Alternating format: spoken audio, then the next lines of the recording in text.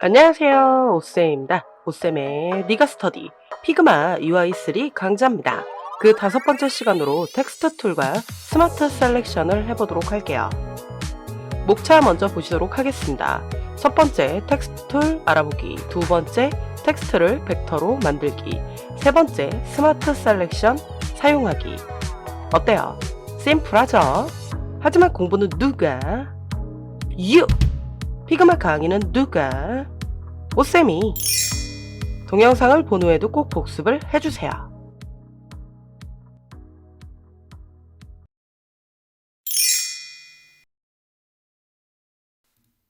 텍스트 툴은 글자를 작성하는 툴입니다. 툴박스에서 이렇게 T라고 되어 있는 걸 누르고 작성을 하시면 됩니다. 툴을 누르고 글자를 쓰면 디자인 패널에서 글자 관련 세부 설정을 할 수 있는 타이포그라피가 뜹니다. 이게 바로 그 타이포그라피인데요. 첫 번째는 글꼴을 지정을 합니다. 두 번째는 굵기 지정하고요. 요 세 번째 게 글자 크기를 지정합니다. 그리고 요 네 번째가 줄 간격이고요. 다섯 번째는 글자 간격입니다. 그 다음에 여섯 번째랑 일곱 번째는 정렬이에요. 가로 정렬과 세로 정렬 둘 다 가능하다는 점입니다. 그 다음에 요 설정 아이콘을 누르면 세부 설정을 수정할 수 있습니다. 요 타입 세팅이라고 불리우는 요 아이콘을 누르게 되면 이렇게 세부 설정창이 뜨는데요. 베이직, 디테일스, 그리고 베리에이블스까지 이렇게 나오는데 보통은 베이직에 있는 요 정렬 정도만 조금 사용을 하시게 될 거고요. 나머지들은 그렇게까지 사용은 하진 않을 거라서 저는 요 정렬 관련만 보여드리도록 하겠습니다. 그럼 실습을 통해서 보시도록 하시죠. 피그마 첫 화면인 요 홈에서요. 뉴 디자인 파일을 눌러서 이렇게 새로운 파일을 하나 만들어 주십니다. 그리고 원래 언타이틀이라고 되어 있는 데를 더블 클릭해서 이렇게 오 텍스트 툴과 스마트 셀렉션이라고 변경을 해 주십니다. 그리고 나셔서 페이지도 추가를 해 주세요. 그래서 글자 작성하기, 글자를 벡터로 만들기, 스마트 셀렉션까지 해서 요 플러스 버튼을 누르시면 이렇게 페이지를 추가할 수 있습니다. 그러면 1글자 작성하기에서 프레임을 만들어 보도록 할게요. 프레임은 Shift 눌러서 정비율로 만들 거고요. 사이즈는 500, 500으로 해보도록 하겠습니다. 그리고 프레임명은 더블 클릭하면 바꿀 수 있죠. 그래서 텍스트 툴이라고 이렇게 써보도록 할게요. 그리고 나셔서 이 타이포그라피는 이 타입 툴을 눌러도 바로 나오진 않아요. 글자를 쓰고서 선택을 해야 나옵니다. 그래서 클릭을 해서 우선 글자를 써야 되세요. 여기다가 이제 오쌤의 니가 스터디라고 써보도록 하겠습니다. 원래는 더 작게 나오는데요. 제가 일부러 처음부터 크게 나오려고 미리 설정을 해놨는데요. 글꼴을 먼저 바꿔주시면 됩니다. 예전에는 글꼴을 일일이 찾았어야 되는데 이제 검색하는 기능까지 추가가 되었어요. 이건 작년부터 추가된 기능인데요. 노토산스 KR이라고 이렇게 검색을 해주셔서 선택을 해주시면 됩니다. 그 다음에 이게 굵기라 그랬죠? 그래서 원래는 레귤러로 나오는데 요거를 볼드로 한번 바꿔봤습니다. 그 다음에 요건 글자 크기죠. 그래서 줄이면 더 작게 들어갈 거고요. 넓히면 더 넓게 들어가게 될 겁니다. 그럼 이렇게 글자를 썼다고 한다면요. 다시 선택 툴로 이렇게 들어오게 될 거예요. 그러면서 타이포그라피 설정을 확인할 수 있는 거죠.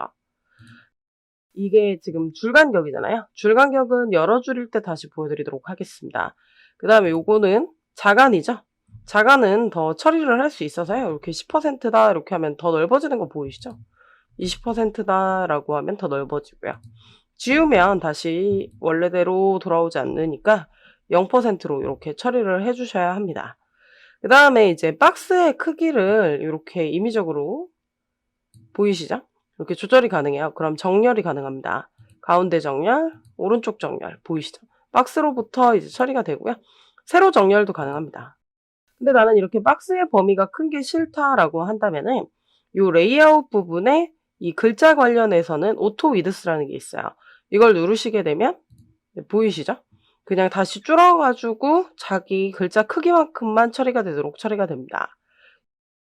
이번에는 줄 간격을 해보기 위해서요. 텍스트를 이렇게 범위를 잡아보도록 하겠습니다. 그리고 여러 줄 글자를 써야 되다 보니까 요 액션이라는 툴에서 플러그인 위젯에서 요 로렘 입숨이라는 걸 검색을 해주세요. 요 서치에다 찾아보시면 이렇게 파란색인 게 나올 거예요. 로렘 입숨은 좀 많기 때문에 그중에 요 아이콘을 잘 보고 선택을 해 주시면 됩니다. 이게 5줄로 제너레이트 하겠다 이런 소리고, 요거는 오토 제너레이트라고 하면 그 박스에 맞게 처리가 되거든요. 그래서 박스에 맞게 요렇게 들어가는 게 확인이 되실 거예요.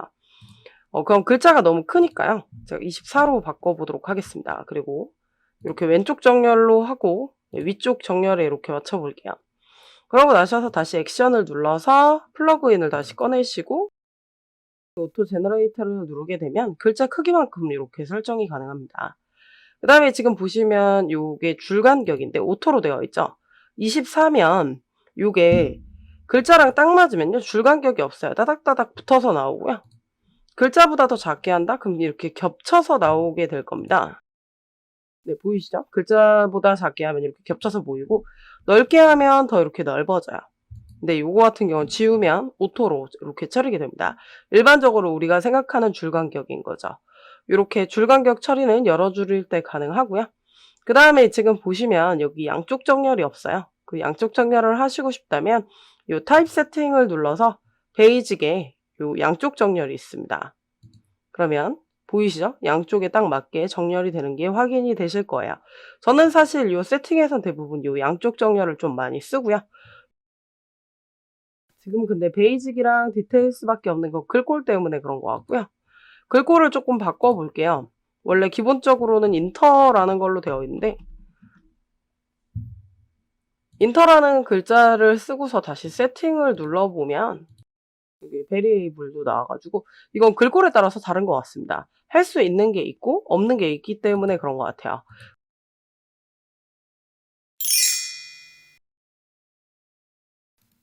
글자를 좀 더 다양하게 변화시키기 위해 쉐입으로 변화시키는 기능이 있습니다. 글자를 작성한 다음에 마우스 오른쪽 누른 다음에 아웃라인 스트로크라는 걸 누르면 됩니다. 지난 강좌에서 선 관련할 때 선을 면으로 바꾸는 기능도 바로 아웃라인 스트로크였죠. 글자도 마찬가지입니다. 이 아웃라인 스트로크를 주게 되면 이제 글자 관련으로 글꼴이라든지 글자 크기라든지 굵기라든지 이런 것들은 사용은 불가능해집니다. 하지만 도형으로 처리가 되니까 점선면으로 이루어지게 돼서 모양 변화가 가능하죠. 실습을 통해서 어떻게 하는지 보시도록 하겠습니다. 그럼 페이지 두 번째로 가서 이 글자를 벡터로 만들기로 가보도록 하겠습니다. 우선 프레임부터 만들으셔야 되겠죠? Shift 눌러서 500, 500짜리로 만들어 보도록 할게요. 그러고 나셔서 글자를 써보도록 하겠습니다. 타입이라고 써볼게요. 네, 이렇게 타입이라고 쓰시고, 그런 다음에 글자를 좀 더 키워보도록 하겠습니다. 요거는 레이어에서도 보면 이렇게 T라고 되어 있잖아요. 텍스트 레이어입니다. 그러면 이 타이포그라피가 지금 존재되어 있는 거죠.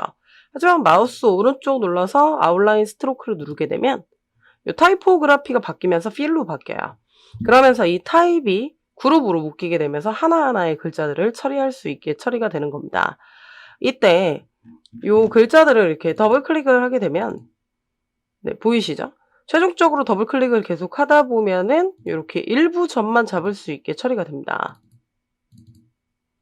자, 그러면은 이렇게 두 개 잡은 상태에서요, Shift 눌러서 네, 이렇게 5개 정도 누르면 더 길게 처리가 되는 거 보이시죠? Y도 마찬가지예요. 더블 클릭해가지고 요 점을 잡으시고 Shift 눌러서 또 점을 잡습니다. 또 Shift 눌러서 이렇게 픽셀씩 이동할 수 있게 5번을 이렇게 눌러주면 되는 거죠. 그럼 모양 변화가 언제든지 이렇게 가능해집니다. 요건 바로 벡터인데요. 나중에 펜툴 강좌 때 더 자세히 보시면 좋을 것 같아요. 자, 그러면 이런 식으로 글자를 변화를 줄 수 있다라는 점을 봐주시면 될 것 같습니다. 그럼 UI2 때 했던 응용 예제도 같이 한번 해보도록 하겠습니다. 요 프레임 1을 복사해 갈게요. 그러고 나셔서 내부에 있는 건 다 지워야 되겠죠. 그러고 나셔서 요 타입 툴을 눌러서 클릭하시고요. T를 대문자로 쓰도록 할게요. 그리고 매우 굵게 익스트라 볼드 다음에 있는 요 블랙 있는 거 보이시죠? 이렇게 해주시고요. 글자도 뭐 매우 크게 한번 해보도록 하겠습니다. 뭐 이거는 나중에 키워도 되니까요. 마우스 오른쪽 해서 요 아웃라인 스트로크라고 눌러볼게요. 그러면 이렇게 타입 레이어로 되어 있는 게 일반 도형 벡터로 바뀝니다. 보이시죠? 그리고 이제 글자 설정을 할 수가 없어요. 글꼴을 바꾸거나 글 굵기를 바꾸거나 이런 것들이 불가능하죠. 그리고 이제 Alt Shift 눌러서 조금 더 키워보도록 하겠습니다. 근데 지금 현재 이 글자는 좀 짧은 것 같아서요. 이걸 역시 더블 클릭하시면 모양 변경이 가능하다 그랬죠? 이렇게 잡아서 Shift 눌러서 이렇게 좀 더 넓게 가도록 하겠습니다. 마찬가지로 이 점들만 잡아서 Shift 눌러서 네, 이렇게 해서 대칭을 이루게 조금 해주시고요. 그러고 나셔서 얘를 선으로 바꿔볼게요. 그러니까 이게 벡터가 됐기 때문에 면은 이렇게 없애고 선으로 추가해서 처리가 가능한 거죠. 그러고 나셔서 네, 굵기를 인사이드로 바꾼 다음에 여기다가 5라고 이렇게 10으로 해볼까요? 이렇게 굵게 처리를 해보도록 하겠습니다. 그럼 모서리 둥글기도 가능합니다. 네, 보이시죠? 그래서 10 줘서 모서리 둥글기도 이렇게 가능하게 처리가 됐고요. 이렇게 더블 클릭하셔서 보면은 여기에 이렇게 점이 있습니다. 그리고 점 추가를 중간에다가 또 할 수 있게끔 가운데다가 이렇게 점을 추가를 해주시고요.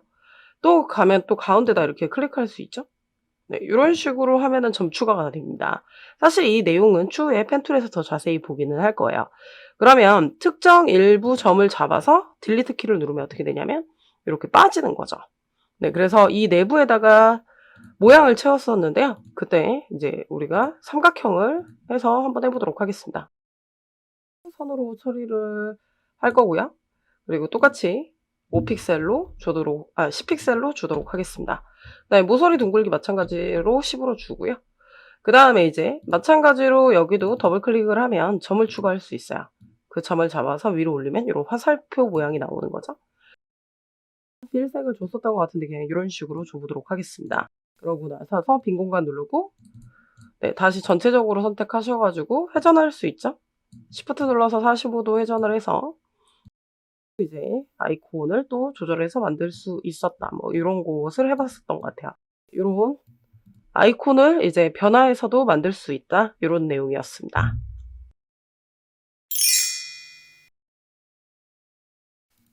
스마트 셀렉션이란 피그마의 선택 툴이 일정 간격을 유지하는 오브젝트를 효과적으로 관리하는 것을 말합니다. 스마트 가이드와 더불어서 스마트 셀렉션을 통해서 배치를 정말 잘 하기 좋죠. 지금 보시면은 일단 간격이 무조건 다 같아야 가능하다라는 거 미리 말씀드리고요. 이 동그란 위젯은요, 도형 위치 변경 위젯입니다. 하지만 이건 사용할 일은 많이 없더라고요. 요걸 제일 많이 사용하죠. 요 이렇게 줄로 되어 있는 거 보이시죠? 줄로 되어 있는 거는 간격 관련 위젯입니다. 지금은 버티컬, 수직적으로만 있는데 요 수평선 라인으로도 있으니까 같이 한번 실습을 통해 보시도록 하시죠. 세 번째 페이지인 스마트 셀렉션에다가요. 500, 500짜리로 프레임을 하나를 만들어 주세요. 그러고 나셔서 사각형 도형을 그리실 때 130짜리로 하시고 간격은 다 20으로 맞춰주시면 됩니다. 이 간격이 동일하지 않으면 스마트 셀렉션은 나올 수가 없습니다. 그럼 이렇게 9개를 다 잡아보면요. 여기에도 이렇게 간격은 있죠? 안 맞으면 여기서 맞춰주셔도 되세요. 자, 그럼 이때 마우스 갖다 대시면 동그란 위젯 뜨는 거 보이시죠? 제가 꾹 눌러서 밑에 거랑 이렇게 바꾸면요. 이렇게 위치가 좀 바뀌게 되는데 위로 이제 체인지가 되는 건 아니고 미는 거 보이시죠? 그래서 잘 될 때도 있고 안 될 때도 있긴 하더라고요. 네, 보시면 지금과 같은 경우는 지금 위치가 변경이 됐죠? 네, 이게 잘 될 수도 있고 미룰 수도 있어요. 그래서 저도 이거는 잘 사용하지 않는 방법이긴 합니다. 이 간격이 좀 중요한 거죠. 이 간격을 건드리면 다 같이 건드려져요. 내가 선택한 거에 대한 간격을 다 같이 맞춰서 작업하는 게 좋기 때문에 이런 식으로 한 번에 잡아서 할 수 있다라고 보시면 되고 이쪽도 마찬가지죠. 보이시죠? 이런 식으로 다 바꿔서 처리가 가능합니다. 근데 뭐 이렇게 9개를 꼭 잡아야만 되는 건 아니고요. 3개씩 잡았을 때도 네, 나오는 건 확인되시죠? 이렇게 따로따로도 가능합니다. 그래서 요거는 배치할 때 좀 좋고요. 간격이 처음에 안 맞으면 레이아웃 쪽에서 간격을 맞춘 다음에 작업을 해주시는 게 좋습니다. 이걸 통해서 배치라는 작업을 더 효율적으로 할 수 있습니다. 그럼 이제 옆에다가 응용으로 노트를 만들면서 스마트 셀렉션을 사용하면 얼마나 편리한지 한번 확인해 보도록 하겠습니다. 일단 프레임을 눌러주셔서요. 역시 500, 500짜리로 만들게요. 네, 그리고 노트 아이콘이라고 쓰도록 하겠습니다. 그러고 나셔서 사각형 도형이죠. 사각형 도형으로요. 임의적으로 이렇게 작업을 해주시고 그 다음에 이제 작업하실 때 뭐 사이즈를 똑같이 하실 거면 340에 420으로 하시면 되겠네요. 그리고 나셔서 면색은 없애고 스트로크를 처리를 하도록 하겠습니다. 그리고 선의 굵기는 한 30 정도로 해보도록 할게요. 20으로 할게요. 너무 굵네요. 그러고 나셔서 이제 선을 그릴 겁니다. 보이시죠? 라인. 해가지고 드래그를 해주시고요. 여기도 역시 20으로 해서 맞춰서 주시면 되는데, 요 폭은 240으로 가도록 할게요. 자, 이렇게 지금 맞춰서 처리를 해주실 건데요. 얘를 그대로 간격으로 복제를 할 건데, 선택도 그렇지만 배치할 때 좀 잘 안 맞을 수 있다 그랬죠? 마우스 오른쪽 아웃라인 스트로크로 만들어주셔서 선을 면으로 바꿔주는 것이 좋습니다. 그러고 나셔서 Alt 눌러서 이제 복제를 하시면요. 뭐 10 정도다. 그래서 컨트롤 D를 이렇게 누르시면, 네, 이렇게 다닥다닥 너무 붙었잖아요. 그럼 이때 전체적으로 다 선택을 해주시고, 바깥에 있는 것만 Shift 눌러서 선택을 해주시면 되겠죠. 이때 이 간격을 맞춰서, 아, 이 정도 하는 게 좋겠다라고 이제 보시면 되는 거죠. 그럼 배치할 때 훨씬 더 좋죠? 그거 잡아서 가운데다 이렇게 맞춰주시면 되는 거죠. 그럼 이런 노트 아이콘 만들 때도 이 간격 조절이 쉽게 되니까 배치를 하기 굉장히 편합니다. 제가 준비한 수업 내용은 여기까지입니다. 넥스트 레벨 피그마 펜 툴. 공부는 누가? 네가. 오쌤의 네가 스터디. 저희는 다음 시간에 봬요.